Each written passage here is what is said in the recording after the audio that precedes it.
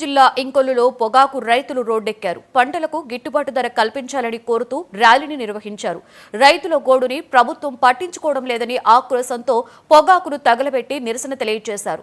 Parchur YCP incharge Gade Madhusudan Reddy ఆధ్వర్యంలో జరిగిన ఈ నిరసన ర్యాలీలో వందలాది మంది రైతులు పాల్గొన్నారు. పొగాకుకు గిట్టుబాటు ధర కల్పించాలని కోరుతూ స్తూపం సెంటర్ నుండి తహసీల్దార్ కార్యాలయం వరకు పాదయాత్ర చేశారు. రైతులు పండించిన పొగాకు, మిర్చి, శనగ, మొక్కజొన్న పంటలకు గిట్టుబాటు ధర కల్పించాలని కోరుతూ నినాదాలు చేశారు. అనంతరం డిప్యూటీ తహసీల్దార్కు వినతి పత్రాన్ని అందజేశారు.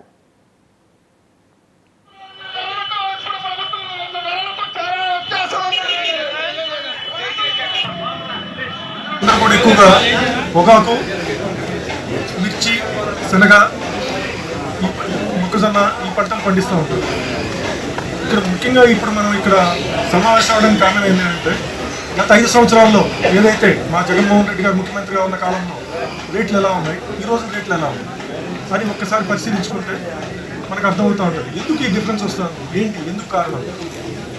ఒకటి. రెండోది, రైతులని మనం ఆదుకోవాలి.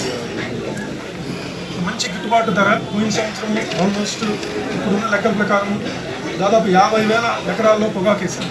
అంటే 21,000 హెక్టార్లో గవర్నమెంట్ లెక్కల ప్రకారం 21,000 హెక్టార్లో పొగాకు వేశారు. దీంతో మన పర్చూరు కాన్స్టిట్యున్సీలో ఎక్కువగా బ్లాక్ బెర్రీ వేశారు, వైట్ బెర్రీ కంటే. పోయిన సంవత్సరం బ్లాక్ బెర్రీ, వైట్ బెర్రీ ఒకే రేట్ రావడం వల్ల రైతులు సాధారణంగా దిగుబడి ఎక్కువ ఏదైతే వస్తుందో దానికి మొగ్గు చూపుతారు. అందువల్ల ఏంటంటే బ్లాక్ బెర్రీ వేయడం జరిగింది. కానీ ఈ సంవత్సరం బ్లాక్ బెర్రీ కొనేవాళ్ళే లేదు. అది ఎందుకు ఆ విధంగా జరుగుతుంది? గవర్నమెంట్ దీన్ని ఇంటర్వ్యూన్ అయ్యి పోయినసారి జగన్మోహన్ రెడ్డి గారు ఈ విధంగా జరుగుతున్నప్పుడు ఒక 3,300 కోట్లు 3,000 కోట్లు ఈ ధరల నియంత్రణ కోసము ఈ మధ్య మిడిల్ మ్యాన్ ఈ దళారుల ఇబ్బందుల నుంచి రైతులు కాపాడుకోవడం కోసం 3,000 కోట్లు కేటాయించారు. ఆ కోట్లు కేటాయించడం వల్ల ధర తగ్గకుండా